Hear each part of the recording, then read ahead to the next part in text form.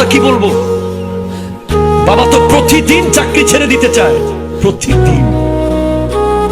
বসের বকা, অফিসের প্রেশার, কত কষ্ট। বলে আজকে থেকে আর অফিসে যাব না, কালকে থেকে আর আসবো না। আবার বাসায় এসে দেখে ছেলের পরীক্ষার ফিস, মেয়ের বিয়ে সামনে, ঘর ভাড়া, বিদ্যুৎ বিল, পানির বিল। আবার বেচারা কুয়াশার ভিতরে সকাল 7টায় ব্যাগটা নিয়ে রাস্তার পাশে পাশে আসতে চলে যায় অফিসে। মা 10 মাস 10 দিন পেটে রাখে, বাবা 25টা বছর ব্রেইনের ভিতরে ঢুকিয়ে রাখে। বাবা যেখানেই যায়, বাবা বাবা আছে। যার বাবা আছে সে বলে বাবা আমার আছে।